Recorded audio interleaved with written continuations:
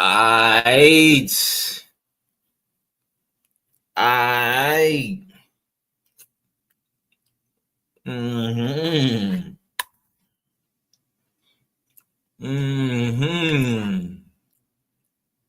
Mm-hmm. You on it, bet? We on it, bet?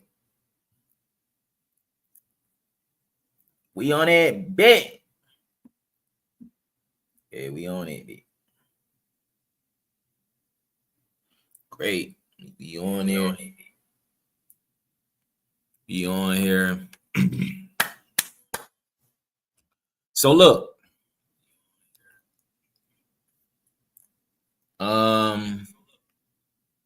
Like we good. Might throw the headphones in. We want. Go ahead and start off with the Cassie Diddy. See what's going on with that.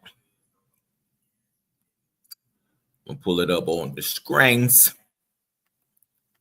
Yo, man. I feel good. I'm excited.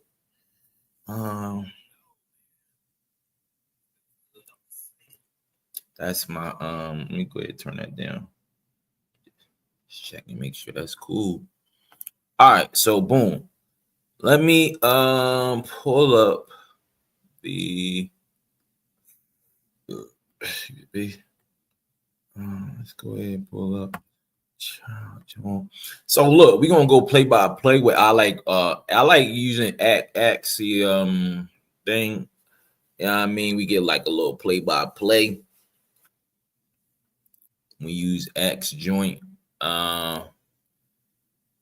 This is a morning stream. This is not our normal get up. You know what I mean? This isn't our normal get up. Yo, this hold on, y'all. Hold on.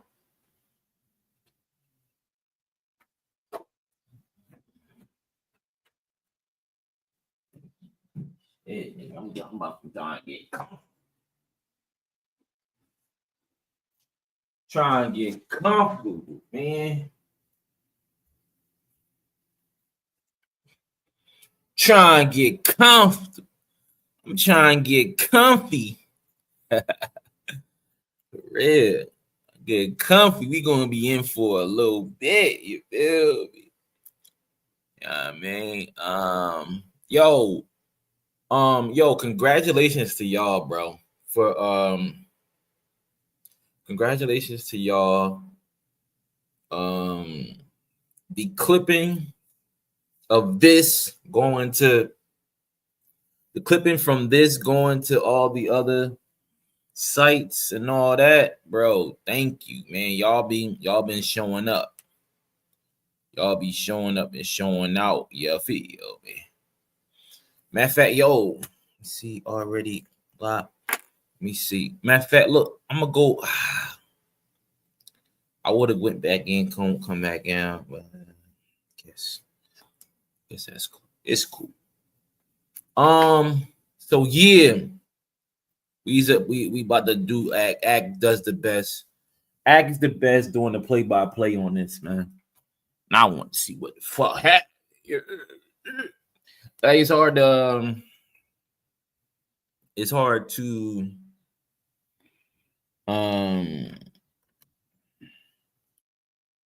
it's hard to not see this shit. And if you a streamer and you not like talking about this shit, I don't care if you like in the university or whatever, bro. If you ain't talking about this, like not even going like make a statement about it or something like that.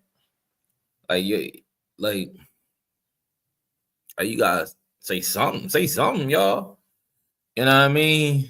About the shit. You know what I mean? Because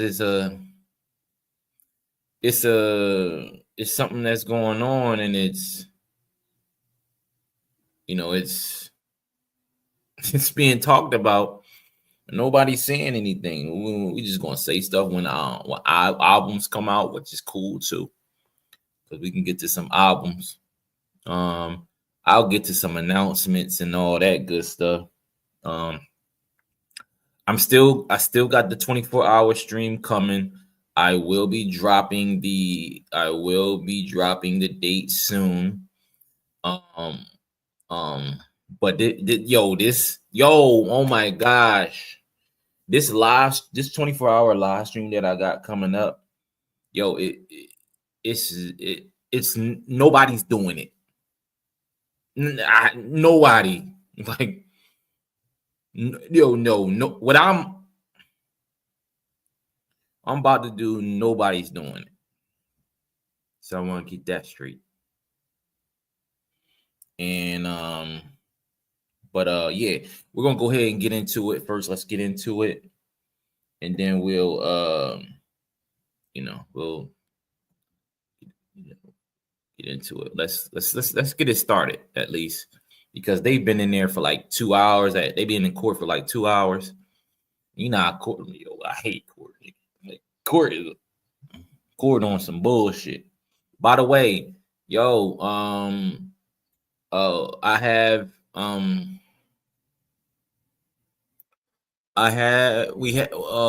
to the TikTok, man. Fat, let me put this on the screen. Yeah, go to the TikTok, the IG, the real ADZ Discord, all that. Cash App. I changed my Cash App. That's not my Cash App. But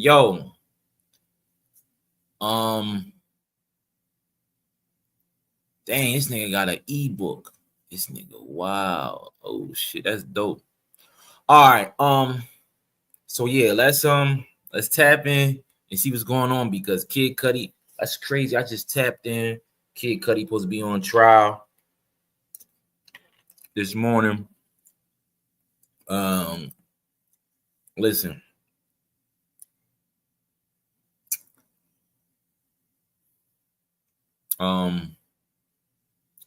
Thank y'all for tuning in.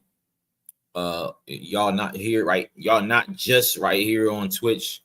This will be repurposed. So we also here on YouTube. We on YouTube and we on TikTok. Yo, shout out TikTok. Hey, TikTok. You know what I mean? What's going on TikTok? All right, look. All right, let's get into it. Let's see what's going on. Let's see what's going on.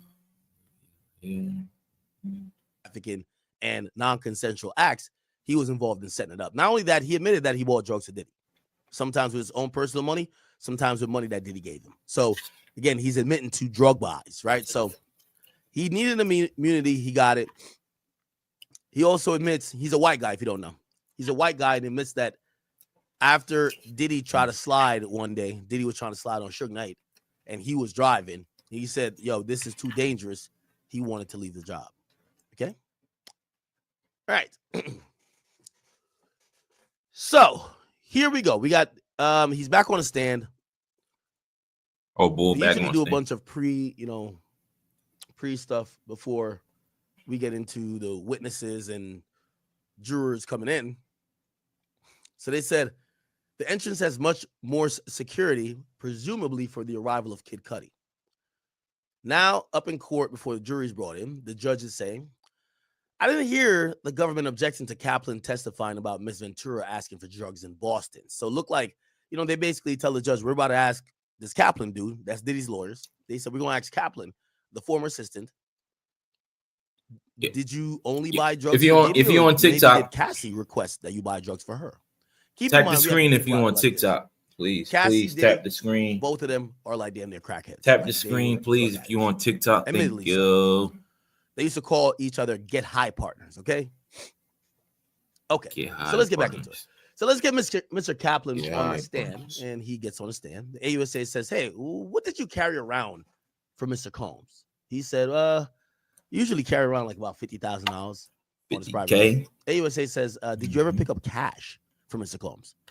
He says, yeah, like $10,000 at Western Union.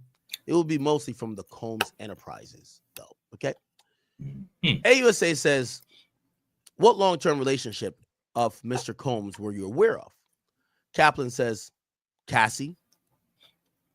that's Cassandra Ventura, Kim Porter, and Gina Hill, the one that we all know. AUSA, by the way, I want more context on the Gina person. Me and our new bestie, shout out to Dr. Umar, but this is strictly work. Lauren, we were talking about last night about, I think I asked her. I didn't get an answer yet. Gina was brought up. I'm interested in Gina because she's the only one who spoke publicly. So we get to more corroborate some of the stuff she says publicly versus what she could say on the stand. I want her to come into court. Now, Yo, tap the screen if you on TikTok. Diddy wants her to come into court because I still think she's on the bandwagon. She fucks with Diddy. She know Diddy, even if he gets rinsed, as long as he don't get 10 years or whatever, he gonna come back out and still gonna have a couple $100 million. And she's like, all these other bitches are cleared off the field. Young Miami checked out. She's now trying to fuck with Shador. Diddy's gonna be all mine. So I think Gina Hill is actually playing the long game. She's like, fuck these other bitches. They done turned on Sean. I ain't never gonna turn. I ain't never gonna turn on that nigga. Okay?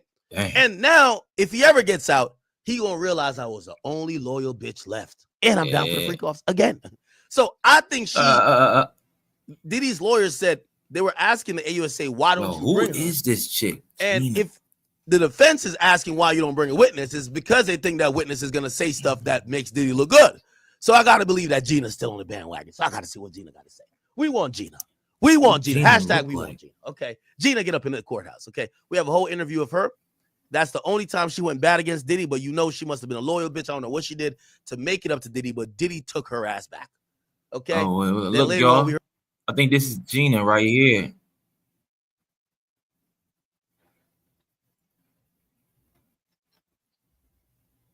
Oh, wait. What the fuck?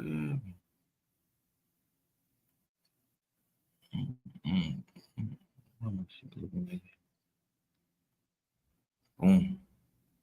I think this Gina right here, Cassie. I think this is Gina. Oh yeah, Gina right here. That's her. Shit. That's Gina. Yeah. Let me show y'all Gina.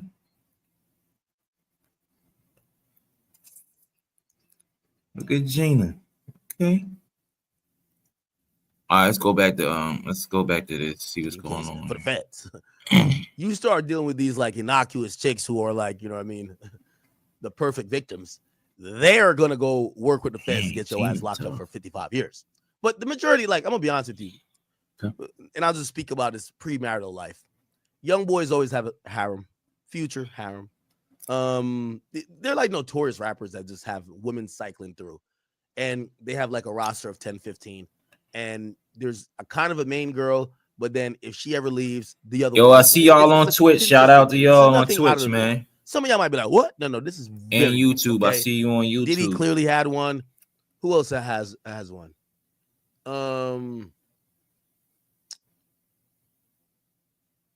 Thug kind of had one, but like you see, Thug always has a main girl. Who is like usually don't like he has always a main popping chick. Okay. It's like Jerica and then the Mariah. Who else got a hair? All these niggas. This is like natural. Like that's what I keep telling you. All right, nigga, you got a hair on, nigga. Damn, go ahead. What you're seeing with you and your friends. Like, just name me a rapper. I'll probably be like, yeah, they got a hair. I'm probably about to start. Everybody has like 8, 7. And I get Ackman. Yo, Ackman what happens a really is good the job. Main girl, she pops out. The second and third girl beats with the main girl. And then the other girls try to snake the top 3 girls for position. That's just how it goes. Everybody's running a roster. Yo, dating is fucked. Everybody's running a roster. I'm keeping it a bean with y'all. Okay. Y'all heard what Future said. Valentine's Day, the worst day. Got too many to please. Like, yo, that's a real nigga. There's some people got hidden harems. I ain't gonna speak on them. I'm talking about the ones that y'all should know. Y'all should know because they damn near advertise themselves. She don't got an AP. She not mine. He telling you, I got a roster. You feel me? That's what he's trying to tell you. Young boy, he's putting out PSAs. Yo, I'm trying to get us. Yo, didn't Young boy put out like a PSA said he wanted a sex slave? Yo, look at this shit. Young boy, sex slave. Yo, he was trying to recruit one. Yo, NBA Young boy. Y'all remember when he put that out? Or like he had somebody put that out? He says, Oh, y'all probably don't remember this. Young boy was trying to recruit a chick, bro. Y'all remember that? Oh my God, I can't find that thing.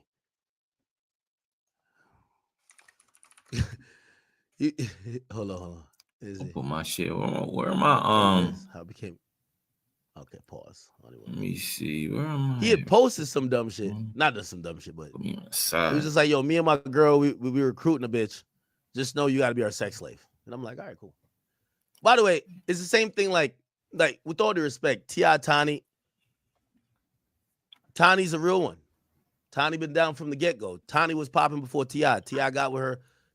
They're both loyal to each other. They probably know each other's secrets. Yo, that's true though. They got kids. They're not. Yo, that's true. You know, their arrangement is on some shit like they've been bring some new bitches in as long as they listen to both of us. Have a couple threesomes, orgies, get these bitches out of here. Yo, I think that's how I want to do it, man. They're fun. Works real until talk. They got sued. They probably switched that shit. You know that was the arrangement. From what? Hey, listen, all these things are like mad public and behind the scenes. You get what I'm saying?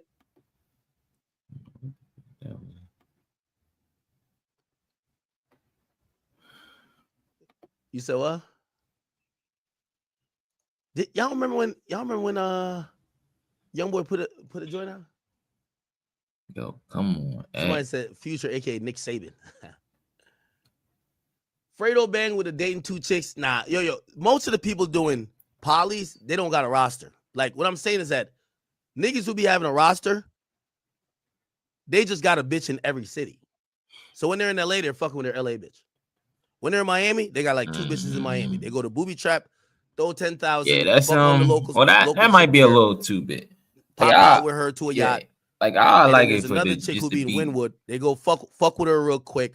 Bring her to the high rise. Like if it's just then they're off. To me and one, and then they got Atlanta like bitch, one or two, and we rock out with them. You know what I mean? It's like all these chicks kind of have their own relationship with the person, but they kind of know that it's not exclusive, kind of.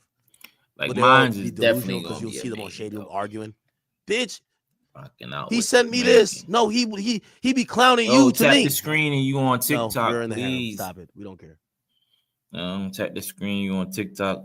And Drake got a harem. Yeah, Drake got a harem. And yo, any nigga that don't have a public girlfriend, and even if they do have a public girlfriend, depending on some niggas, they got a harem. Drake, of course.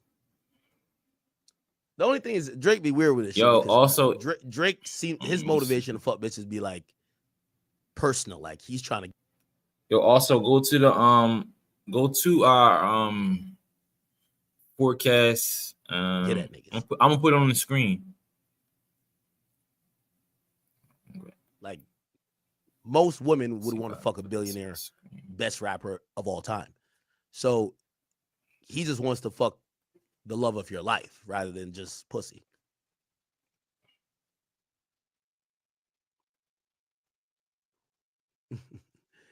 T-Jax, what up? I see my boy. All right. So I only say that to say, bro, there's a lot of people that have harems. Okay. Yo, it's always interesting. Didn't I post this tweet?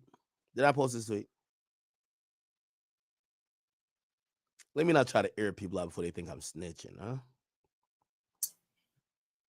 You snitching?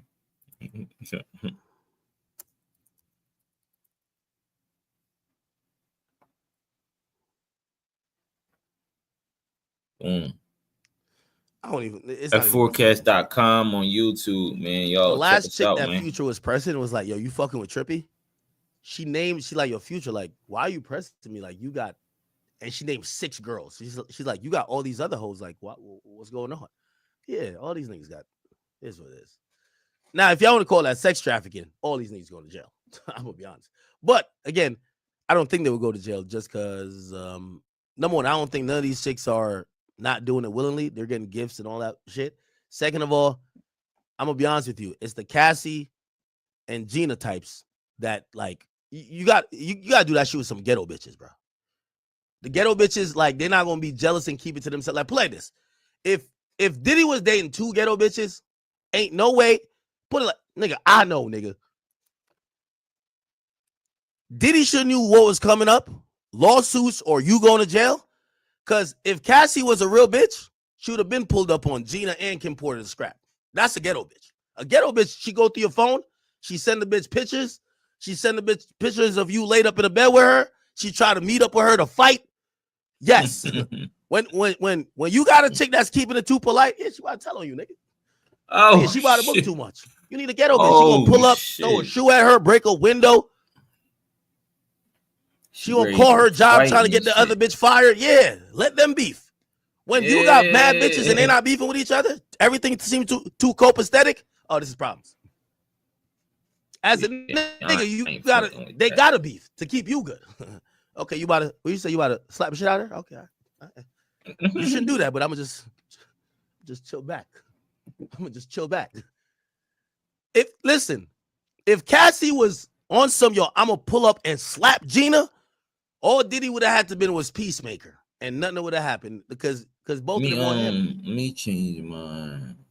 That's why I put like this. Future's bitches, they be trying to fight each other. They try to beef online, expose each other. They call each other broke. They so worried about beefing with each other, they don't realize that Future's still slanging the same dick to all of them. Shout out to Future. Yo, tell you. Anyway, big Future, man. All right, so this guy says he picks up $10,000 at Western Union from Combs Enterprises. Got you. Okay, thank you. What's the long-term relationship with Mr. Combs that you were aware of? He says, it was Cassie, Kim, and Gina. So who's Kim? Mother's children. Cassie, girlfriend. Gina, another girlfriend. AUSA says the jet flight to Las Vegas. What was the layout of the jet? It was 4 chairs, a partition. I had a partial view over my right shoulder. When AUSA says, when you witness violence by Mr. Tap Combs, the screen if you on TikTok, please. My damn career. I ain't trying to lose that bread. Keep in mind, this guy was getting paid over $100,000 to be a personal assistant. So he was saying, I'm not fucking up the bag. I see Cassie getting her ass beat, but Jesus, take the wheel, right? AUSA says after the last glass breaking, what did Mr. Combs do? Yeah. He came forward. Cassie stayed in the back. He asked me to get creams. What's creams? Pause. To conceal the bruising on her face. How did he pay for it? I paid for it with a corporate credit card. Creams. AUSA says, why did you leave Combs Enterprises? Kaplan says, I didn't think I should be covering things up, like buying the witch hazel. Also, my father had prostate cancer. I've heard about this. Witch hazel. What is that? That's for the face. Come on, Ed. Witch hazel. Come on, that's for the face, nigga. Come on, man. Get your shit together, nigga.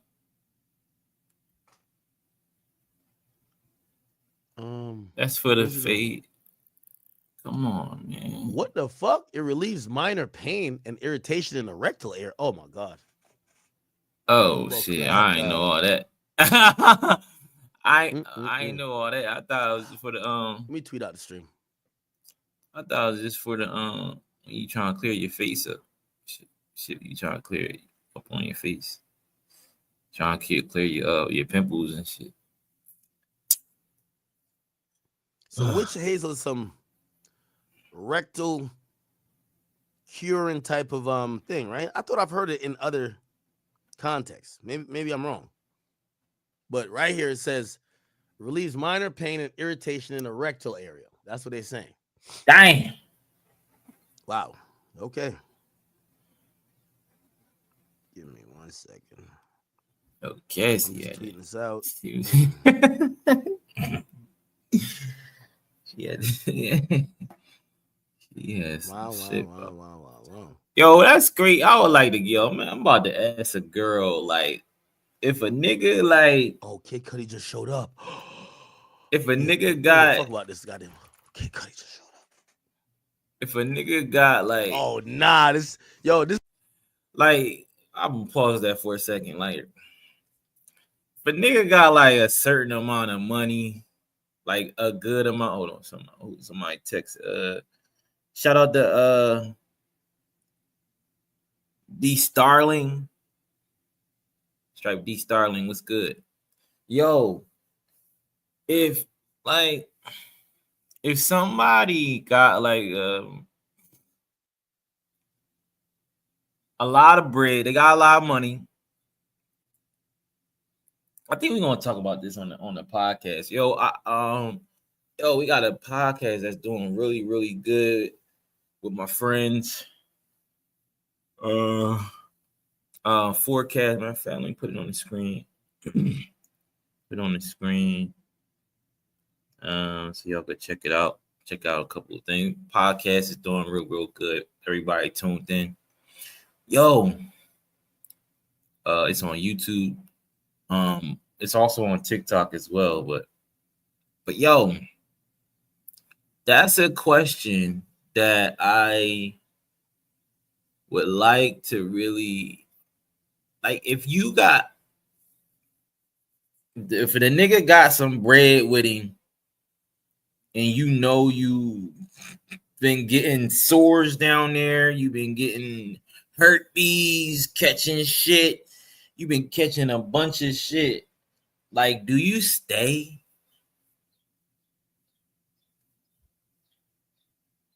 That's a good ass question. I gotta ask him. Do you stay? The nigga got he $1 billion. He $1 billion. He got $1 billion. Do you stay? If he giving you herpes, chlamydia, gonorrhea. Shit, I guess you do stay, right? Because shit, a normal nigga gonna give you the shit too, right? I don't know. All right, let's tap back in. It's like a WWE theme song. Look. Hold up, let me get that Crystal Lake. Oh, the nigga comes out like a rock star. Is that a crop top? No crop top? Oh, I'm not fucking with this. That's a skirt. Yo, wait, Kid Cudi dressing like a boy today? He kind of chill. Bruv, his testimony to me would hit harder if he pulled up in one of them little tutus and a crop top. That's what he be wearing sometimes. I got you. Okay. What are you expecting today? You look great. You look great. Yo, he chain smoking, I could tell. Love the bit, not too serious. Pull out. Yo, they trying to put Diddy away for life. Chat, is that snitching? It ain't is it snitching? Now, I do think, yo, there's like man code. Yo, you took Diddy's bitch, you fucked her, and he wanted to get his bitch back. Now, usually, let me tell you this. I'm not competing with a bum-ass nigga for a chick. Yo. I'm not competing with if I'm Diddy, I'm not even blowing his car up. I'm just flexing on both of them. Fuck both of you bum-ass car niggas. Up and shit. Enjoy bummetry. Which is I'm not crazy like I'm not competing with a bum. Like, no disrespect, I don't think Kid Cudi's a bum, but Diddy's a mogul. This nigga. Now, granted, I think Diddy this realized nigga Cudi had the piece of ting. You know what I mean? This nigga Cudi had the sig.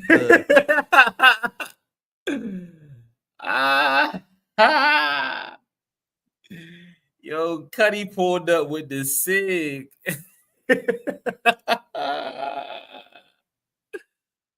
More Cudi's a legend, by the way. Like, again, all them albums he wrote with Kanye and shit. I think it's a legend. That's crazy. Middle woman you pulled up with the sig. But I would have let Kid Cudi take her stupid ass. Nigga stressed out already. This nigga is mentally crazy. He can't find a hit. And all that crush a bit, little bit, roll it up, do it. That shit's over. Enjoy that shit. I would have turned up another bitch flexing on her. I ain't gonna lie. I can't compete with a nigga. But, you know what I mean? Special girl. Special girl, I guess, right? You think it's a rat for doing this? Maybe. Let me see. No, you're not. Domestic violence, sexual assault, testifying, or calling the police, that's not snitching. Y'all tripping. What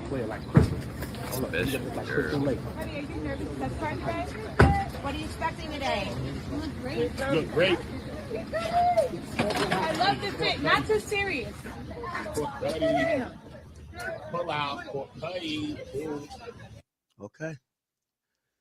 Let's hurry up with the tweets. We gotta get to Kid Cudi. Yeah, for real.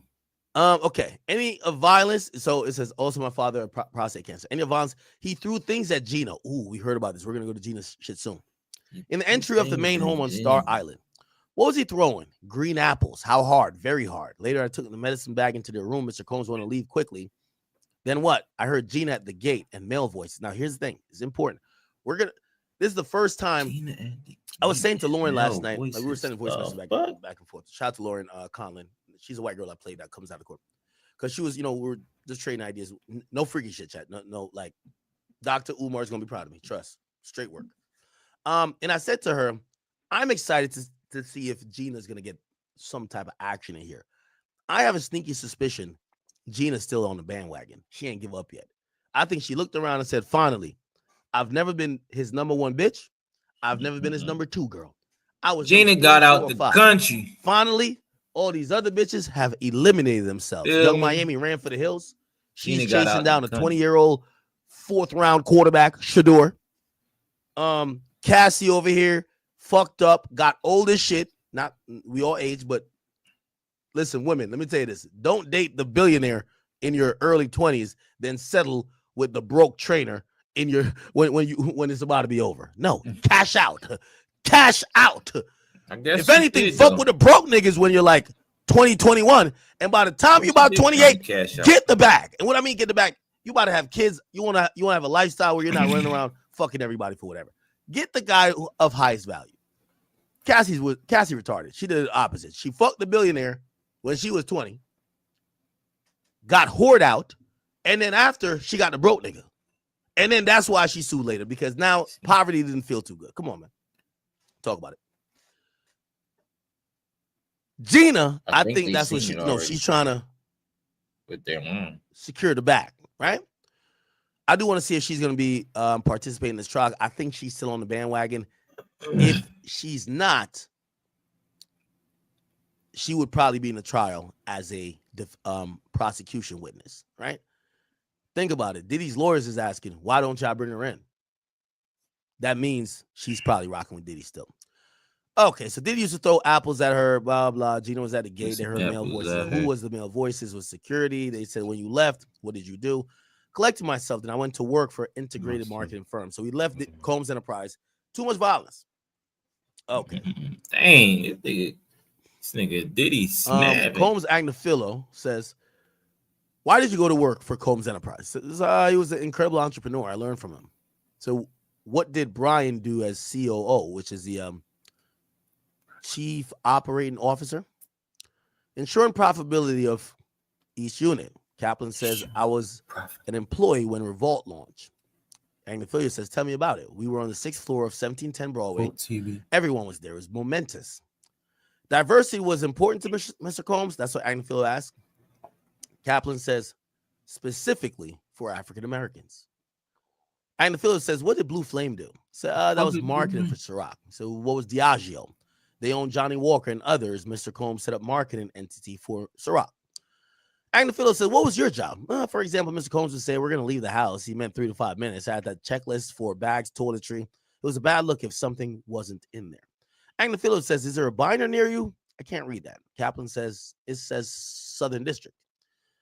I'm handing you something to refresh your recollection because you take a look at it as long as you want. Okay? Yo, let me tell you this. Brian Steele is going to have his way with Kid Cudi. Pause. Brian Steele, who we all seen got Jeffrey Williams a very favorable plea when people thought he was going to go down for 20 or at least 10. Yeah, I mean, Brian Steele going to earn his money with Kid Cudi. It's going to be a headline. He has to violate. He has to, in a roundabout way, show that Kid Cudi is nothing but a tap dancing, crop top wearing, feminine beta male that's scared even if he saw his own shadow, and it's not that Diddy scared him. That nigga just a bitch. That's what he gonna have to prove.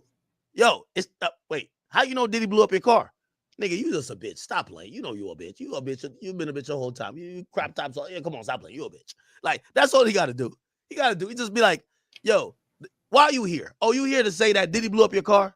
Man, you know you a damn bitch. Diddy ain't blow up your fucking car. You ever see Diddy with a lighter? You ever see Diddy with a fucking C4 or some shit? You just a whole bitch. That's all he got to do. We're gonna see if he gets it. Yeah, that is kind of crazy. Like how you even prove that? Oh, here we go. I don't think you ran an off-site training. A graduate from Harvard Business School, also Kenny Burns. Kaplan says, I do remember. Agnifilo says, you were effective, right? Kaplan says, well, I did work hard. Agnifilo says, I don't know how you'll answer, but was it good or bad? He says, complicated. Agnifilo says, he didn't yell at you when you brought 2 waters. Kaplan says, I worked hard. He's not really answered the questions. So remember this whole water thing is that Diddy wanted like a liter of water or something, and he brought 2 half liters. But Diddy was so particular. If he says, bring me 2 liters of water or 1 liter of water, he don't mean 2 bottles that equal that. He wants 1 bottle. So you got to go find that. And he said one time he didn't find that. He just brought 2. Whatever.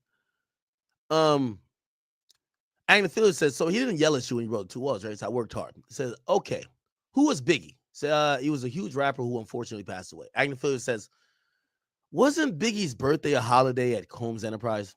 He says, yes. Agnifilo says, was it a creative environment? Kaplan says, absolutely. Attracted all types of creative people, lawyers, musicians, advertising people. Agnifilo says, a few specific questions. Have you ever used corporate credit cards? He says, yes. How did Mr. Combs pay? Well, Christina Coram, keep hearing that name, held his wallet with a black Amex in it. It's a black card. Well, actually, no, isn't a black card a MasterCard? I don't know, whatever. Anyway, it was a black Amex in it. Agnifilo says, you have no reason to think he kept track of how the baby oil was paid for, right? Nah, no reason. Or maybe the applesauce. He loves applesauce. Combs Agnifilo says, what about, do you like it on cheeseburgers? Kaplan says, I ain't gonna lie, he loved applesauce on everything. Agnifilo, you could tell he's trying to make this guy feel comfortable. He's trying to butter him up. He's trying to do what Estavo did to Cassie. Like you gotta like almost like joke with him a little bit that they get comfortable. Open them up. Okay. Agnifilo said, let's talk about the plane. Yo, you heard glass breaking. So there was an incident on the plane and there was a glass that broke. Yo, am I frozen, bro? There's these like little glass panels that they're not outside the plane, but they're inside the plane to kind of create separation and space, but look good. So apparently, somehow a glass broke. He says, let's talk about the plane. You heard the glass breaking? You ain't see it? He said, nah, I didn't see it. So, interesting. The incident with Gino, This is 2-Star Island in Miami. He said, okay, so you walk into the house and there's a thin table.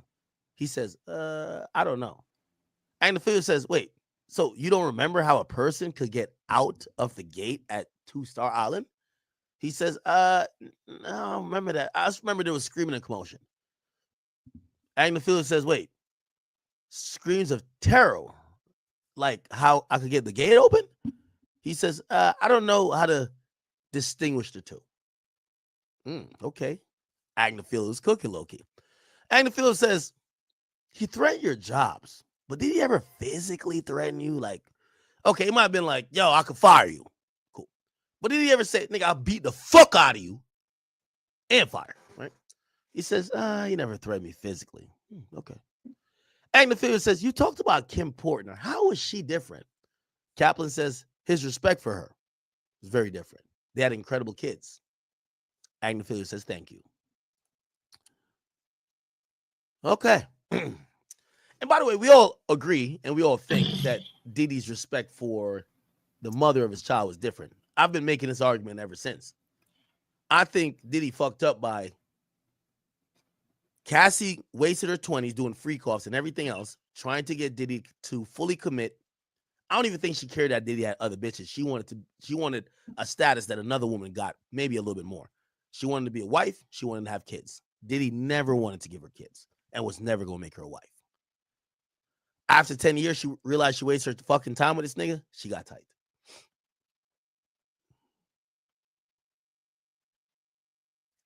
Okay. I seen this. I want to see what you guys think about it. Unfortunately, I got to open up this page, but whatever. Is this nigga still beef with me? I don't know if I done them, but whatever. Okay, this is a woman who I don't know if I done them.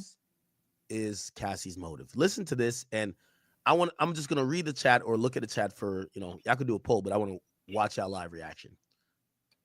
1, if she's spitting facts. 2, if she's just out there and bullshitting and you don't believe her. 1, facts. 2, cap. Okay? Listen. How are we feeling?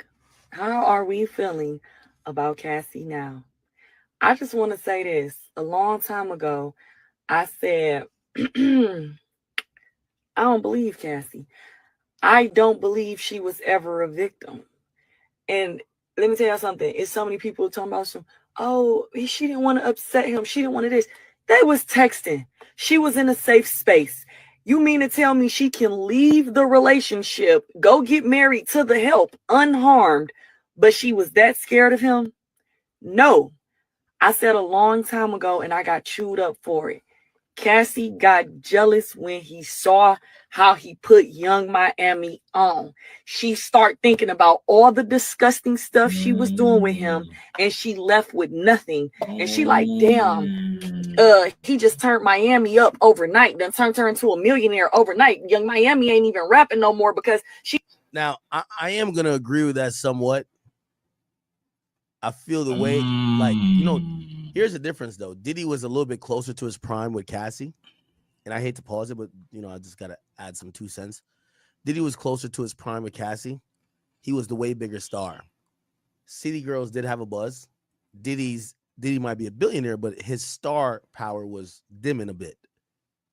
And the way when Cassie was with Diddy, Cassie always played second fiddle. She was in the Diddy show. What ended up happening, I mean, Young Miami eventually ended up in the Diddy show, but at first it felt like Diddy was overly simping. Nah, that's Young Miami. You know, I bought her a Maybach, I bought her a house, whatever she want, and it felt like it was uplifting this woman. That I think Cassie wanted that too. So I don't know if maybe Cassie was watching the treatment of Diddy, and that do happen.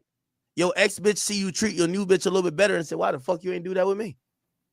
I don't know if that necessarily was the case, but she's trying to make this case, but you guys judge.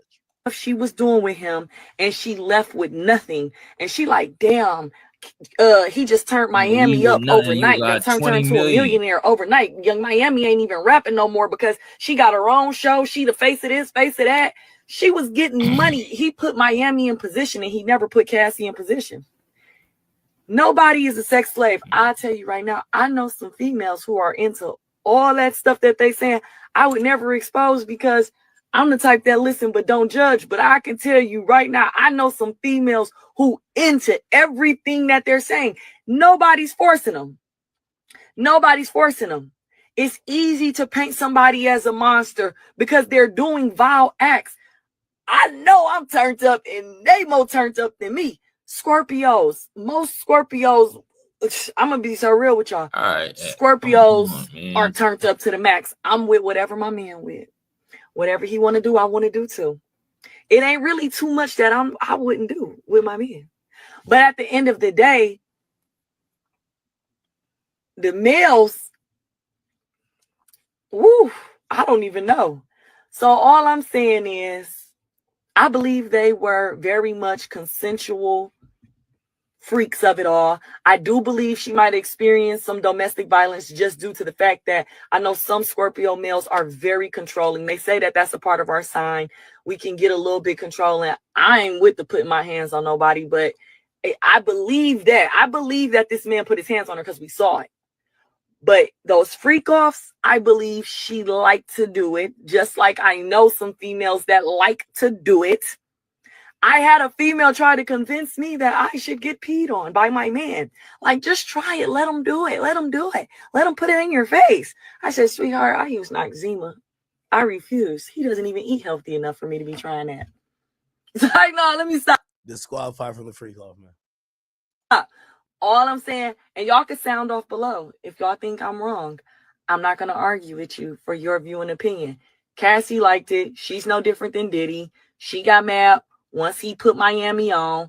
And I think that her husband was the one who wanted to push this because she went through a depression. I remember when her husband said, yo, this is why, Cassie's a telltale sign why you can't leave a lit nigga for a broke nigga.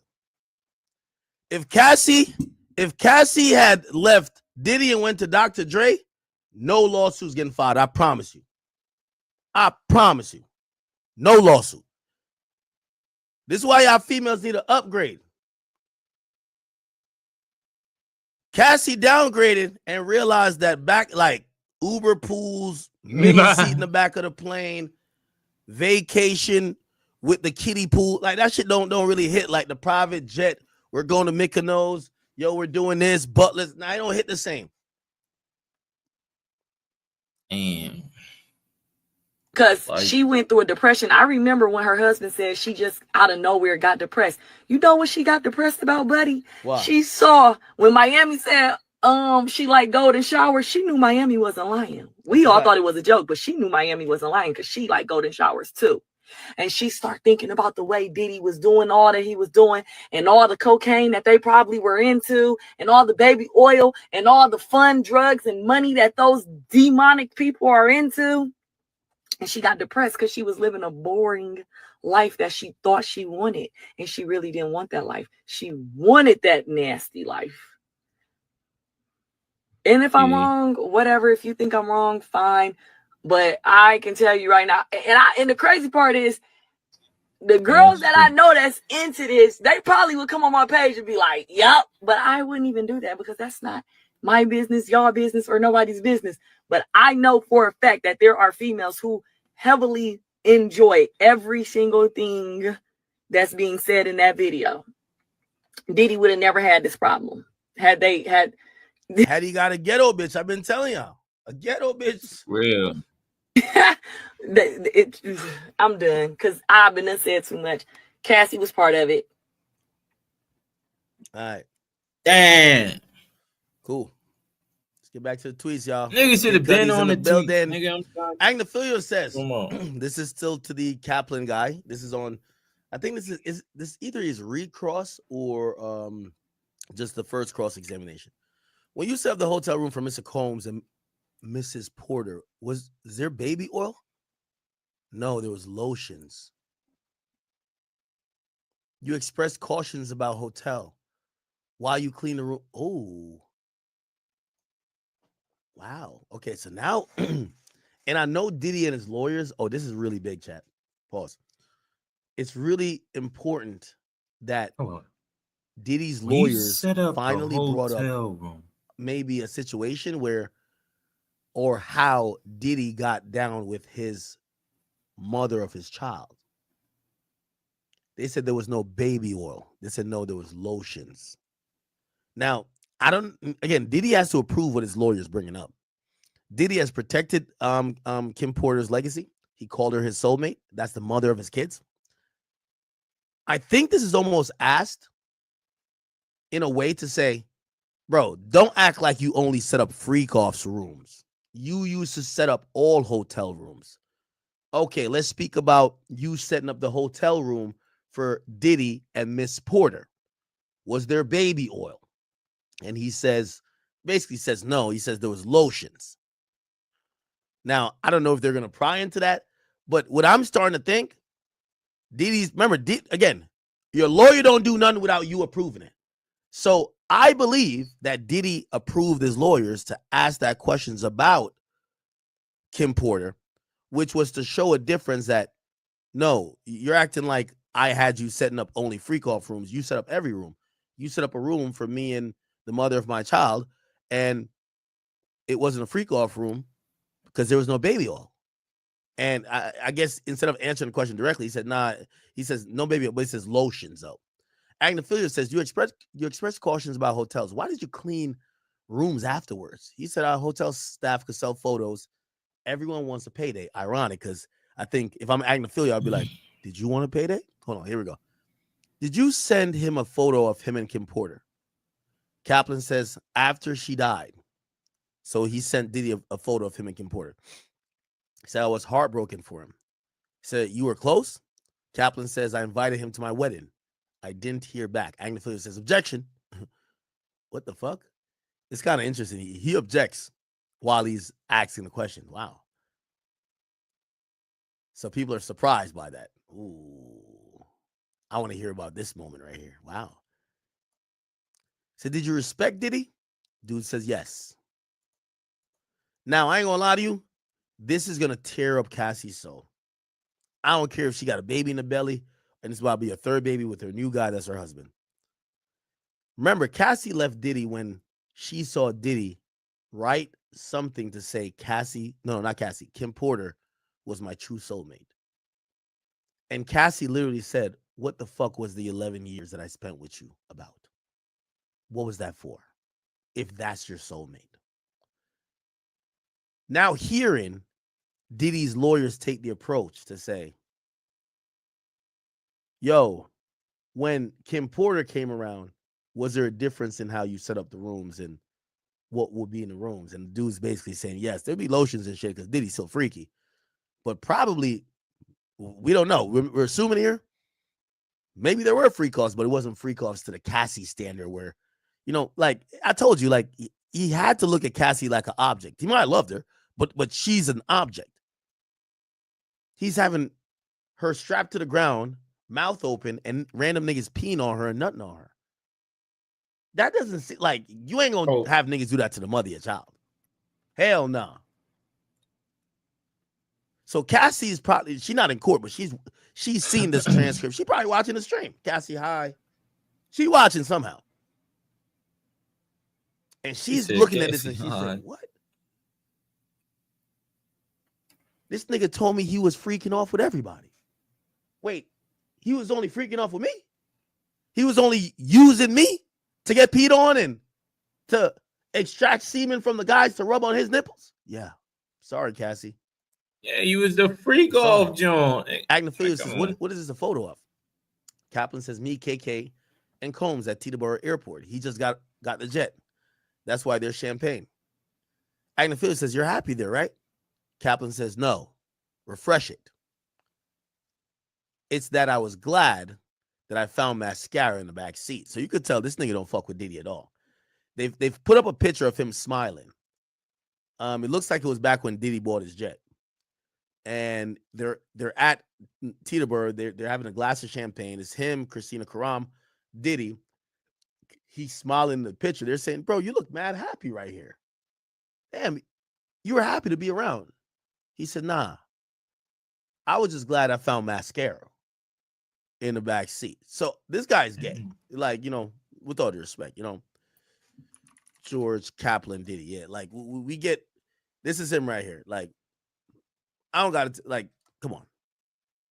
I was just glad. Like, I got the gaydar 79.2. I understand. I don't need to hear him say a word. This is a homosexual. I understand that. I'm sorry. That line, we'll call a spade a spade. I could look at that nigga and tell you he's gay. He gay. Gay. It's fine. I ain't gonna lie. Gay niggas make the best assistants and stylists, to keep it true. You know what I mean? The thing is, with a gay dude is actually better as an assistant than women. Most likely, people get women as assistants, but I'm gonna tell you why a gay dude is better. He don't like the same thing you like. He don't take personal feelings. Like, you get a woman as an assistant, when you want the woman to go set up for you to go fuck another bitch, she starts thinking like the other girl. Like, damn, this is the third girl I've seen here this week. Damn, he's a dog. She got all them things in her mind. A gay nigga, he want penis. Hopefully he not attracted to you. So it's like, he don't give a fuck with you. Like, it doesn't affect him like that. He thinks like a nigga, but he don't want none of the things that could be a problem with you. I'm being honest with y'all. So wait. If you ask him why some of these niggas have gay assistants, that's why. Wow. Yo. All right, bro. I be trying to give y'all some jewels. Y'all be like, oh, what are you talking? All right, niggas. All right, whatever, man. I'm telling you the truth. This shit crazy. Look. Gay dudes make the best stylists too, because when you combine a straight dude lack of fashion and a gay dude extra feminine, but there's still a man sense of fashion, they could create a good look for you, especially for like formal occasions. You get what I'm saying? And gay dudes care about their look way more than men. Nigga, I roll up out of bed, I brush my teeth, take a shower. Nigga, I'm not doing no facial care and all that dumb shit. Nigga, like, what the fuck? Gay niggas be thinking they're hoes. So I'm being honest with you. Like, I'm Jamaican, but I can tell the truth. Yo, y'all know that look I had for my best look for the photo shoots for Everyday Struggle? It was a gay dude that did it. Shout out to Marty. You know what I mean? Now, granted, he ain't trying to come on me, nothing like that. Pause. Like, he ain't trying to, like, he was mad professional, but boy hooked me up with a dope look. He gay. It is what it is. I ain't got a problem with gay people like that. So I'm telling y'all, gay men make the best assistants and best stylists. They have beaten women at their own game. Because a woman do too much dick watching. You start bringing mad bitches in, they're like, man, this is the fourth bitch this week. They start talking to the girls thinking it's like, nah, man, shut up, man. Like, you're supposed to do your job and get out of here. The only thing with, like, some of these gay dudes, like, they're so straight by the book, pause. This is why, like, the first time Diddy was trying to go clap a op, he talking about he ready to leave. Come on, man, you gotta be down.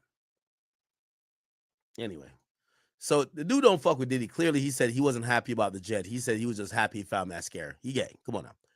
Agnophilia says, yo, they found you and subpoenaed you, right? He says, yeah, I had to retain counsel right away.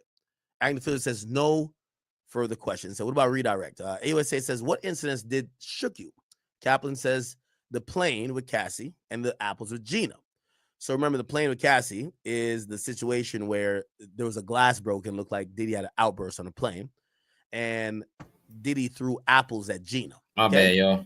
Kaplan said, I felt guilty. I didn't do anything after the incident with Cassie on the plane. He said, but did you see any injuries? Kaplan says, people could be injured without being injuries being visible. The tonality and tension with the apples he threw at Gina, it was troubling. Okay. AUSA says, you told Ms. Karam about both incidents, right? Kaplan says, yes, and I told her I'm unwilling to stand behind that behavior. I was quitting. Christina says, it says, does Christina say she would quit? Kaplan says, no. It says, how long did she stay after you told her? Kaplan says, until recently. Don't tell me she quit. All right, here we go. All right, they let this dude off the stand. We call Scott Mescudi. Kid Cudi takes the witness stand in a leather jacket, white shirt, and a blue jeans. And USA says, what do you do for work? Kid Cudi says, I'm an actor and a musician. I'm known as Kid Cudi. AUSA says, who is this in this photo? He says, Cassie.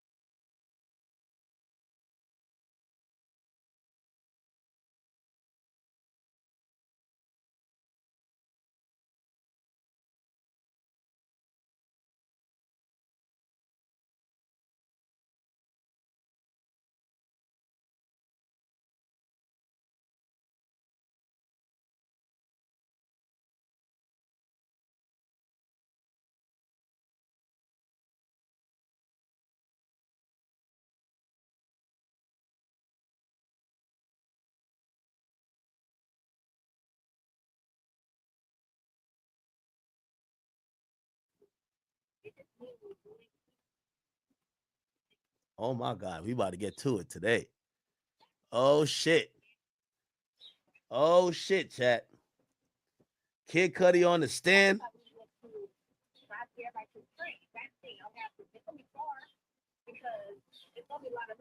Kid Cudi is on the stand, people. This is another video of him showing up to court. Here we go.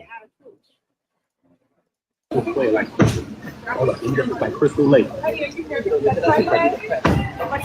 today? Kid Cudi. Great. Nigga Cudi had a sleep. Why he going to the side? Now watch out, man. They got people come close. Can't come across that lane till they secure it. Sorry. Can't come across that lane till they secure it. Sick. This a one in a lifetime footage right here. Let me get over here. This thing was hustling. Fuck. Building my ass.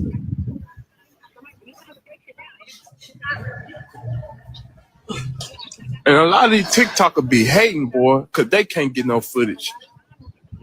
Get your door ass out the way.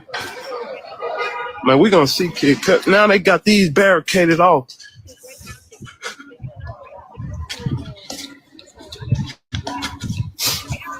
nigga hustling. By the way, it's raining in New York City again. It's been yesterday and today.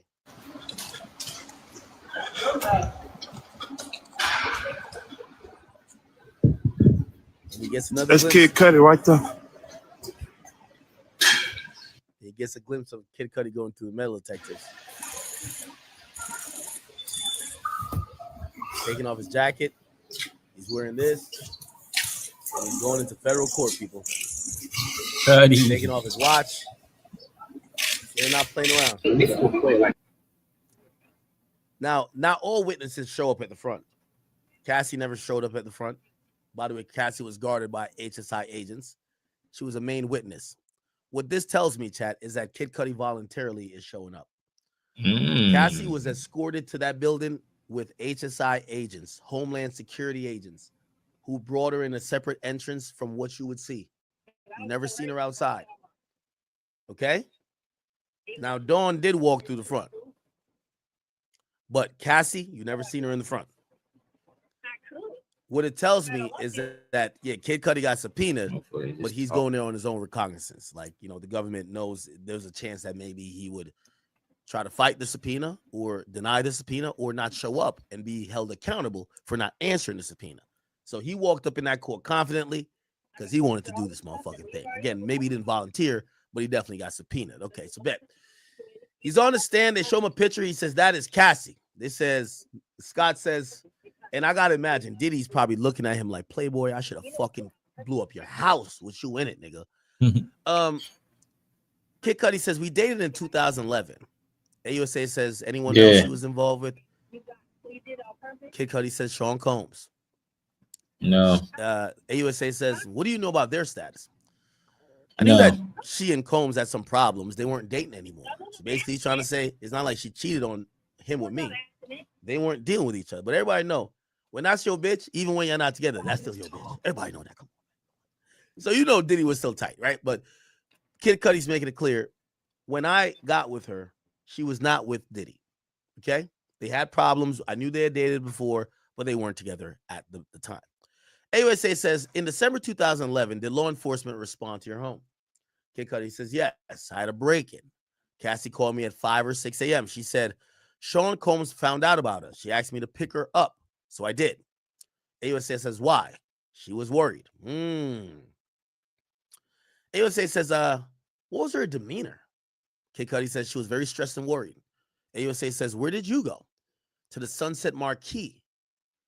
AUSA says, why? I thought it was safe. It was off the radar. So they go to some place named Sunset Marquee.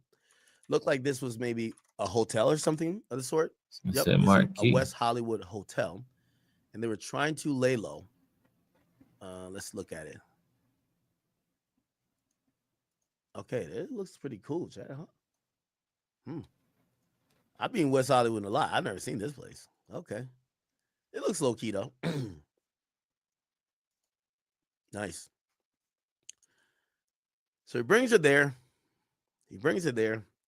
By the way, I see someone in the responses already saying the obvious. She's trying to protect him. He's trying to protect Cassie. You could tell he's not here to play the rapper role of, oh yeah, I don't know nothing about nothing and blah blah blah blah. Like trying to keep it like P or whatever the hell people be saying when you don't snitch but you take the stand. He's here to say, that was my ex-girlfriend. These things are true. She was scared. I was trying to protect her. Okay. By the way, I do not believe that what he's doing is considered cooperation, snitching, or anything else of the sort. Okay. Okay. Let's keep it going. We're waiting.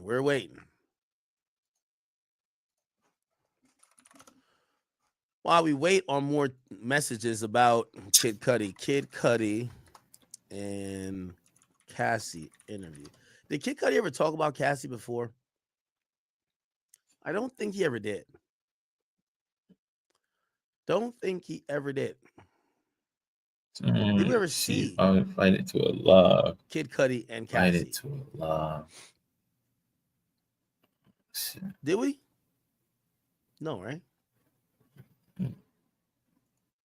Go off and do my thing, and I was able to work with a lot of. This is what I knew Diddy was evil. Cassie used to look beautiful with all that hair. Because I ain't gonna lie, her face right here don't look as pretty as it does when she has hair. That nigga, I think Diddy was putting her through a humiliation ritual. It was like she was a pretty girl and he wanted to denigrate her as much as he could, kill her self-esteem. And also at times, I know people followed it because it was a trend in terms of shaving half of your head. I think he did it to kind of, I think it was like punishment. Ain't no way Diddy was like, oh, you look better like this. No. Great producers and writers and learn a lot about myself. What was it like making that transition from working with him heavily to working with people? Diddy had her looking like Manny Pacquiao.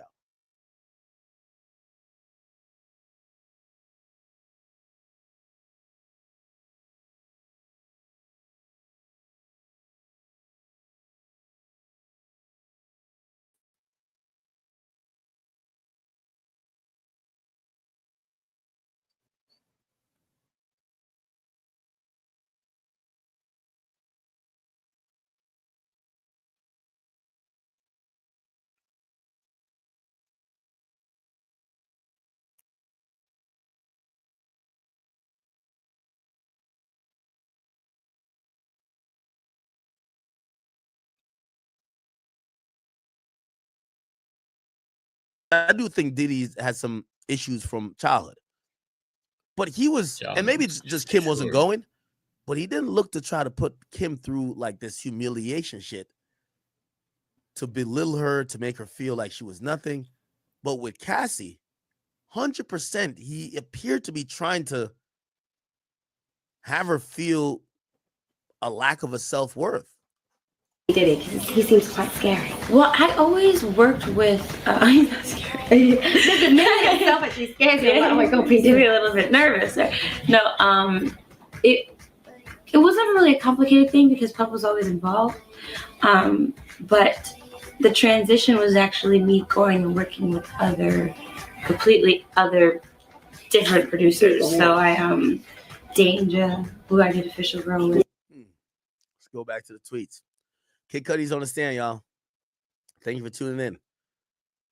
AUSA says, who else did you speak with? Kid Cudi says, I spoke with Capricorn Clark. She's sounding near tears. What did she say? That Sean Combs was in the car near my house. Brian Steele, objection. That one is overruled. Okay, it's about to get spicy, y'all. It's about to get spicy. Now, we got to start looking at this Capricorn Clark person. So, Diddy's former, assistant, Capricorn Clark. Is this her? Did Capricorn come forward? Capricorn has been found, y'all, because... Who's Capricorn? Again, faced yet another case. Proverbs 4:14. He dropped bombshell after. Here's what to pretend they never wanted the skin. After that, she made another round. Oh, it's Capadonna. Okay, here we go. Former assistant never took anything from him and instead was nothing but giving throughout the year she worked for Diddy. This means even Diddy confirmed that Capricorn is pretty reliable and credible, so people started getting suspicious when she made shocking statements about Diddy a week after Cassie settled the lawsuit and a few days after new lawsuits were filed against her ex-boss. And once again, Diddy became the center of attention after more people accused him of serious offenses. If you think this is controversial enough, wait until you see what Capricorn posts on her ex account right after. Here's what she wrote. Black women end up being the sacrifice for the last 11 years of my life. I had to deal with everyone's nonsensical allegiance to the devil. After this post, many people think Capricorn was referring to Diddy when she wrote the word devil. Oh, she flipped on Diddy. The only person seemingly not flipping on Diddy is Christina Karam, but we did hear from the last assistant, they said until she worked for Diddy until recently. So maybe she stopped working for Diddy and now she's flipped. If you ask me who's still in Diddy's corner, Gina. She's holding on. She still thinks she could be wifey. She probably still want a kid by Diddy. So Gina's still holding on.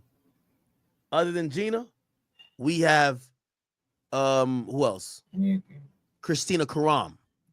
Who, by the way, I think if she takes a stand, Diddy might as well just reserve his bunk in a prison. That chick is the key and the glue to everything. Look, and if you could read Cassie's 35-page bombshell lawsuit, the singer mentioned how countless people tried covering up for Diddy. Now, that sounds very intriguing. Her post continues with, I pray that ends. I don't think highly of any of you. Can't keep your head down plus pretend it is cool no more. Do better. Once again, Capricorn didn't mention anyone, but fans quickly noticed how she said working for someone in particular during a particular period. And keep in mind, the reason why we were reading this, Capricorn is mentioned here.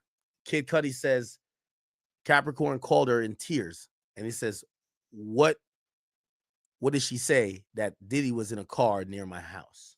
Remember, this is Diddy's assistant, which you could tell. What this should tell us, chat, even Diddy's assistant at the time, or like some employee of Diddy or associate, is telling the people he's trying to hurt. Like, yo, Sean is outside your home. Like, she's communicating with Kid Cudi, almost like, yeah, I can't stop him, but just let you know he's outside your house. Right? So Diddy's own people, you could tell, and this goes towards this whole RICO thing.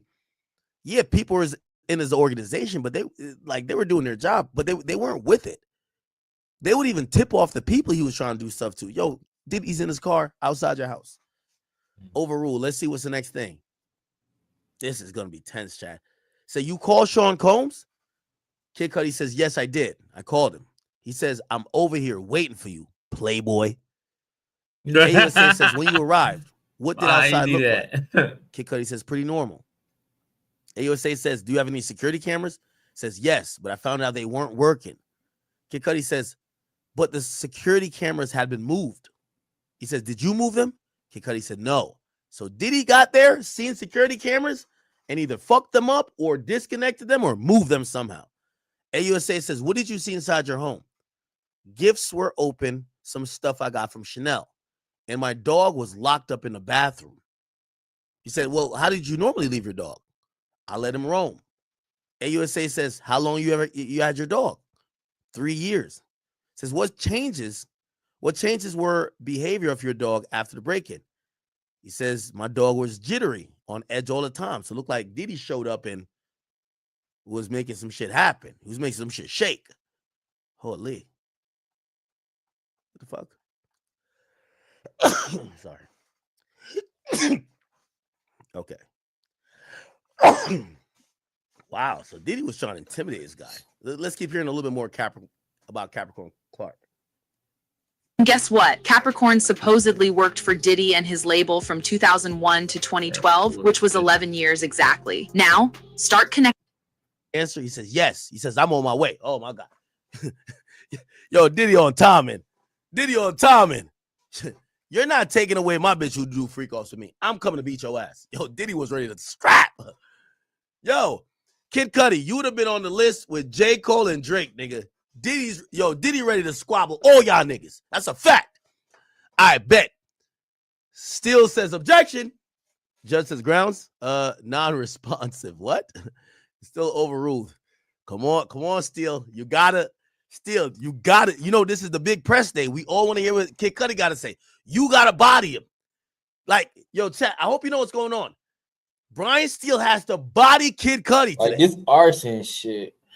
He took win so far. He popped up with Flores. I think he killed Flores. He killed Flores. He's gonna beat this. Body the YSL trial. Could you body Kid Cudi? He wears a thong and a crop top, for God's sake, and a skirt. All right, here we go. Judge says, ask a new question. AUSA says, when you saw Cassie, how did she seem? Kid Cudi says, depressed. AUSA says, did you see Cassie in Connecticut? Kid Cudi says, yes, she needed it. Oh, shit. Now we get to find out when she went to Connecticut to where her parents are from to tell her parents about how Diddy. Cudi got the songs about doing drugs. Cudi got the songs about doing drugs and how like he got over addiction and all that. So maybe that's why, like, they, you know what I mean, she took a liking and see what he had going on. Maybe been beating her ass. Kid Cudi slid up there and piped her down. That's when Diddy hit up the parents and said, yo, I'm gonna keep it a bean with y'all. I need 20 bands. Your daughter been cheating on me with some bum ass nigga named Kid Cudi. I need my money. They took out a home equity loan. They sent Diddy $20,000. Diddy gets his bitch back. He returns the $20,000. Okay, it's all making sense. AUSA says, did Mr. Combs call you? Yes, he hit me a few times. Oh, I ain't gonna lie. Diddy's on timing. Like, Diddy wasn't ducking no smoke. Oh, my God. He said, what did you say? I said I didn't want to talk with him. He broke into my house, hurt my dog. Yo, Kid Cudi, you pussy. That nigga's on your head top, nigga. He broke into your house, did all of that. Yo, why he looking for you? You should be looking for him. This you could tell the pussy nigga in every situation. Kid Cudi, you wasn't trying to fight that nigga. You called him saying, y'all want to fight. He like, I'm on my way. What happened? You said you hit him a couple times. Or he hit you a couple times. You say you didn't want to talk because he broke in your house. He hurt your dog, nigga. You got to slide. Chat, you don't think I'll slide for Pluto? Did you and Miss Ventura break up? Yes. Yeah, man. Let go of that nigga bitch. That's Diddy's bitch, nigga. What about your car? My dog's babysitter called me and told me my car was on fire. The diddler set the shit on fire. Diddler set this shit on fire. Yo, Kid Cudi, I don't care. You gonna lie in his testimony. Diddy was punking you, nigga. Don't act like talking about I wanted to fight him. Every time you hit him, he said he's on his way. You go to Connecticut, he was hitting you like, yo, what's like you're saying, yo, I don't want to talk to you no more. You hurt my dog. Why did he looking for you? You should be looking for him. If you like that. So where were you? He says, I was at a relative of my ex-girlfriend. So he kind of in a roundabout way saying, I was fucking on my ex-girlfriend. I wasn't with Cassie. I was fucking on an ex-girlfriend. Talking about at a relative of my ex-girlfriend. Stop it. Where did you go? I went to my house, 8925 Hollywood Hills Road. AUSA says, let me show you 6 pictures. Do you recognize? Kid Cudi says, yeah, that's my Porsche. Yeah, nigga. Yeah, nigga. Yo, I ain't gonna lie to you. Nah, I can't. I feel like this is doing too much over a girl, though. So Diddy blew up that nigga Porsche, man. Nah, Diddy really blew up that nigga Porsche. Yo, chat, why every time we're getting to the good shit, chat, y'all know I got to go in like 40 minutes type shit. Damn. I ain't cutting the stream. I wonder if I can make up some shit. I'm going to tell my lawyer. Even though I'm on stream, they might be like, yo, nigga, you just said this in front of 20,000 people. What are you talking about?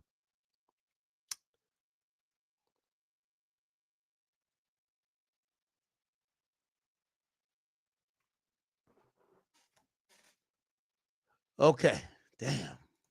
Here we go. Miss Scuddy says the damage to my Porsche was from the Molotov cocktail. Y'all know what that is, right? Molotov cocktail. Look, it's this shit right here. This is a chunk of pipe we just got from Home Depot. This is that same chunk of pipe. Okay, that's a pipe bomb. I don't know what the fuck they're trying to show with this. Okay, let's show a Molotov cocktail. It would be this. Peaty Scotch. Here we go. Going to jail. This is a bottle of explosive and blow up without going to jail. This is a bottle of delicious peaty Scotch. This is a bottle of delicious peaty Scotch, registered with the ATF as a destructive device that we can legally fill up with gasoline and throw as a live Molotov cocktail. Oh, so you put gasoline in a bottle. You put like a thing in it. Damn, I feel like I'm teaching y'all how to do some shit. Don't do this. Don't do this, chat. Y'all gonna get locked up. And you light here, and then when you throw it, the bottle breaks, the gasoline ignite. Oh. This is a destructive device, well, because it's a freaking bomb. And this is one because, well, it's an incendiary weapon. These are all destructive devices, but you, as a private citizen, can legally own them. Stop the cat, bro. All right, don't listen to this bum ass thing. Okay. Here's How do Molotov cocktails work and why are they such effective weapons? In their simplest form, these devices are just bottles filled with flammable or combustible liquid like gasoline or alcohol, along with a rag that stops up the bottle top, resting in the fuel inside. This rag in the top essentially acts as a fuse, or like a wick in a candle. When the rag is lit, the Molotov cocktail is thrown, the bottle then shatters, spraying flammable fuel everywhere, which is then caught on fire by the lit rag or cloth. First used in 1936 in the Spanish Civil War against Soviet tanks, what makes the Molotov such a useful weapon is how simple it is to make and how much damage it can do to much stronger targets, like tanks. Over the years, Molotov cocktails have been refined and even mass-produced, but at their core, they remain this same incredibly flammable device. Sometimes thickening agents are added to the fuel to make it stick to the target, dealing even more damage. Anthony Arnold, thank you for the 5 gifted. Appreciate you, my boy. While the initial impact and explosion of the Molotov does very little, the lasting fire does significant damage, either cooking electronics, tanks, or starting larger fires. They're quite versatile and can easily harm enemies in combat. The combination of their simplicity and ability to inflict massive damage is why we're seeing these devices used so heavily by Ukrainians seeking to defend their homeland in the recent conflict with Russia. Wow, okay. Damn. I only see that shit on movies and GTA, but now we're seeing it. Damn, did that? AUSA says, what was your reaction to your car being set on fire? Kid Cudi says, what the fuck? It says objection. It says overruled. Okay. What?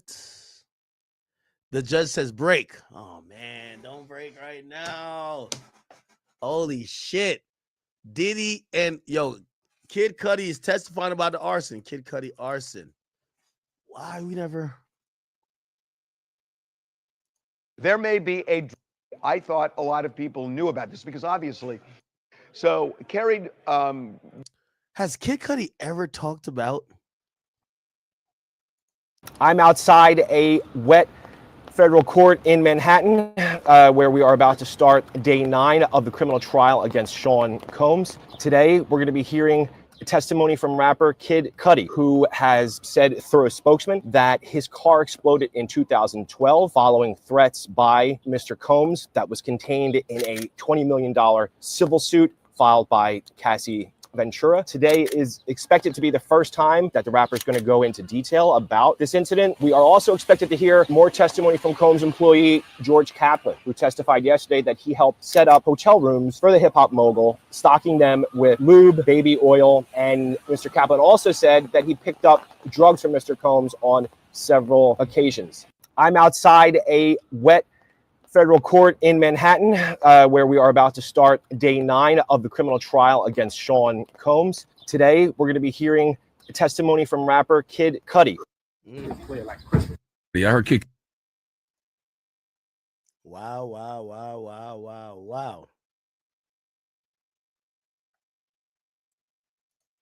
Did Sean? The following year, she claimed, quote, Mr. Combs told Miss Ventura that he was going to blow up Kid Cudi's car and that he wanted to ensure that Kid Cudi was home with his friends when it happened. Around that time, Kid Cudi's car exploded in his driveway. So now we have that allegation, and we have the mention of arson in the indictment. But then we go to the government's bail letter that they filed with the court. They were advocating that Combs be denied bail. He has been twice. And they allege, quote, in the early morning hours of December 22nd, 2011, the defendant and a co-conspirator kidnapped an individual at gunpoint to facilitate breaking into and entering the residence of Individual 1. By the way, Individual 1 is not named, but we'll get to that. Multiple witnesses would testify at trial to the events surrounding the kidnapping and break-in, the latter of which is corroborated by police reports and other records. Approximately 2 weeks later, the defendant's co-conspirators set fire to Individual 1's vehicle by slicing open the car's convertible. So we're going to go down a whole Kid Cudi art. Remember, it says multiple witnesses would testify at trial to the events. So supposedly there was a kidnapping. They're saying the defendant and a co-conspirator. Now, once we see co-conspirator, we got to think that person's flipping on Diddy too. They kidnapped an individual at gunpoint. So Diddy and somebody who had a strap put a gun to somebody, kidnapped him to get into Kid Cudi's crib. Okay? They get up in Kid Cudi's crib, and then essentially they put a dog in the fucking thing. They open all the gifts. They kind of vandalize it a bit just to kind of send Kid Cudi a message like, nigga, you know we could come get you anytime. 2 weeks later, the defendant's co-conspirators, and you know what I think is going to happen? The people who Diddy had set fire to this shit, they're going to get immunity and tell on Diddy. Look, defendants co-conspirators, because they know who it is, co-conspirators. They know who. Because they would, if they didn't know, they'd be like, oh, the defendant, or they would have accused him.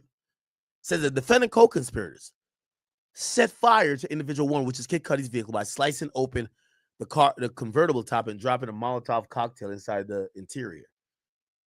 Convertible top and dropping a Molotov cocktail inside the interior. Police and fire department reports extensively document the arson and conclude that the fire was intentionally set. Multiple witnesses would also testify to the defendant bragging about his role in destroying Individual 1's car. Hence, why we can make the argument that they are referencing Kid Cudi. This echoes Ventura and the indictment. Actually, I should say that while this mirrors Ventura's description of events, she said this happened slightly later than when prosecutors say it happened, about a month or so difference. But putting that to the side, Kid Cudi actually responded to Ventura's claims in the lawsuit. His representatives told the New York Times back in November when the suit was filed, this is all true. Mark Agnifilo, a lawyer for Mr. Combs, said there was no allegation that Mr. Combs was involved in these actions or directed anyone else to take them. It's clear the government doesn't know who set fire to the vehicle or how it relates to Mr. Combs, who denies any involvement. Hey, by the way, thank you so much for coming to us for our Sean Combs coverage. Well, it's kind of a science. Well, it actually is a science. You have to take each step of the investigation. So this is an arson investigator. By the way, we're on a slight break. Hopefully they come back soon. They haven't came back yet. All right, we're waiting. Fuck is this? In line with the NFPA guidelines for fire investigations, which is to identify a problem, collect evidence, take that evidence and create a hypothesis, and then you have to prove that hypothesis. So it's called the scientific methodology of conducting a fire investigation. So that is kind of the groundwork for fire investigators. So we have now a guideline to begin our investigation. At that point, you look at the fire, you look at burn patterns, you collect evidence, maybe even evaluate whether or not an accelerant such as gasoline or acetone or something is used to accelerate the fire. And then you might look for devices. You might look for Molotov cocktails, as you mentioned earlier. But that process is the investigative scene examination process. And then you have to take that information you gathered and you develop your hypothesis on how that incident may have occurred. So outside of that, then you start collecting information from interviews, from video footage that might be at or near the fire incident. And then you might collect things like fingerprints or something that would leave, maybe DNA or something like that, something that would connect the crime to a person. So when I mentioned in this case that the government has these fire records and they feel pretty confident to show what they pertain it to show, what would these fire records show to a jury if they're presented in a court of law? Well, just as I mentioned, the records would identify the process of which they conducted their investigation. In a courtroom, attorneys understand the guidelines for fire investigations. So if their case is weak or if they're feeling a little bit threatened by the progress of prosecution, then they start picking apart the actual investigative process. And they will take it line by line, item by item. They'll challenge every aspect of the investigation. And then they may even start picking apart the qualifications of the fire investigator. So that is why it's so important to try, as an investigator, to try your best to follow the provisions outlined, the standard of care, I call it, of NFPA 921, which is the guide to fire and explosion investigations. And then also make sure that your credentials are solid. You have to have continued training and certification. So that's kind of what you would expect to see in those reports. Do you have any concern that this is from 2012, right? That's a long time ago. Would that change anything about these records? Would it change? I mean, obviously, if you're talking about a fire investigator coming on the stand, like any witness, you're dealing with something that's from so long ago. There could be witness memory issues. But in terms of the fire records from so long ago, anything we should be thinking about there? Well, as long as the fire investigator conducted his investigation in accordance with the guidelines, provided that that investigator, whoever that may be, is qualified to conduct that investigation, a record is a stamp in time, if you will. The facts don't change unless the investigator, and I do this with my reports, is I leave it open-ended. So if additional information should come forth that may change the outcome or change the direction of the investigation, the investigator has the ability to add a provision or a clause within that report to say, upon further investigation or additional information, I have the right to change my opinions or enhance my opinions. Right. So I think the report, as it sits, is fine unless an investigator has additional information they may have collected. So when I'm laid out the facts as alleged by the prosecution and as alleged by Cassandra Ventura, and you're talking about allegedly a Molotov cocktail being used to blow up this car, what do you expect prosecutors will do to show that this happened? Can they prove that it was intentional? How can they prove that a Molotov cocktail was used? Well, the evidence of the Molotov cocktail being in the vehicle and the slash of the roof is evidence that a suspicious fire or an intentional fire has occurred. So that information is pretty solid. And then you have to start looking for intent. Why was this even done? Was it an act of revenge? Was it an insurance fraud situation? That you have to kind of figure out what was going on. So when you do your interviews, you have to ask the questions. When were the last payments made on your vehicle? Are you upside down in the car? You have to kind of weed out all of the things that may be on the sidelines. And then you just kind of focus your attention on, okay, have you had any recent threats? Have you had any phone calls that may have been made that threaten you or your friends or your family? And then you start honing in on motive.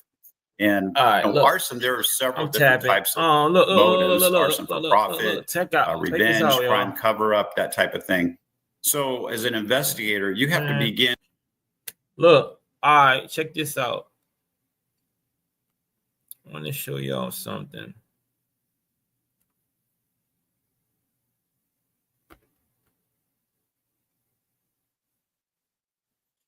I want to show y'all something.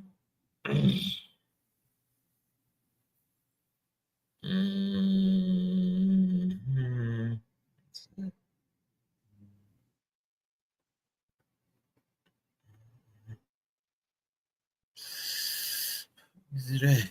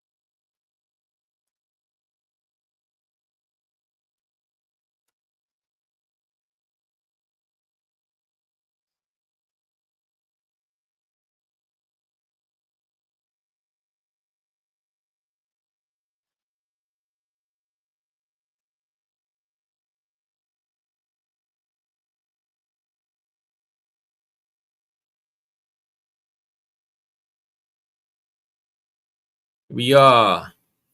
Here we go. All right. Let me put this up here. Here it is, tab.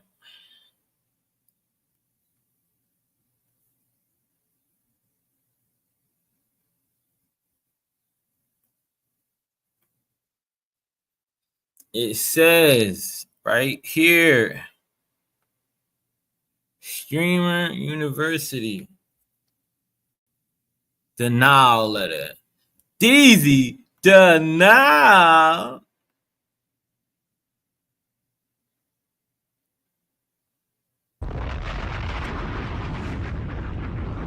Denial. That's crazy. So you know what I'm gonna say about that? I'm gonna say, man, look, don't give up. Follow your goals, follow your dreams. You know, just because it's a set, just because you get declined something, just because you know, people don't see the vision, your vision. Yo, I like to say, man, y'all keep going, man. Keep going, keep grinding. I'm gonna keep grinding, nigga, for sure. But yo, y'all keep going, keep grinding. I could just imagine. I think I seen like somebody like that had like kids. They was trying to get on there, like, yo, tap in with the kid, because look, tap into my Discord, man. We got a Discord called Group Chat, okay? I have a Discord called Group Chat for everybody from the Streaming University that didn't get in, that 7 million people. Tap in with Group Chat. This is what we're going to do. We're going to help each other grow in these spaces. So if we help each other grow in these spaces, and we can have our own online streaming university. You feel me? We can have our own online streaming university. Hop on here with 100 people. Well, I don't know if we could do 100 people, but hop on here with a bunch of people. You know what I mean? And turn up low. So look, believe in yourself. You know, chase your goals, chase your dream. You know what I mean? Chase, attract, command your goals, your dreams, all of these things, all of those things and above. And tap in with the streaming university, man. Tap in with the dropouts. You know what I'm saying? You know what I'm saying? They try to reject us. You know what I'm saying? But we always prevail. But so look, check this out though. Tap in with my Discord. A Discord is called Group Chat. If you need the Discord, just say me in the comments. If you need the Discord, say me in the comments. We're gonna do our own streaming university. You feel me? And we're gonna grow together. We're gonna rage it. We're gonna rage your streams. We're gonna go to your YouTube. Like, that's what I'm saying. We all gonna be helping each other. So let's do that. Shout out to DZ, which is me. Say nah. Shout out to me. Because I do have a 24-hour stream coming up. I will let y'all know the date. The trailer. Nigga, you gotta see the trailer. You know what I'm saying? All right, yo, DZ out. We out.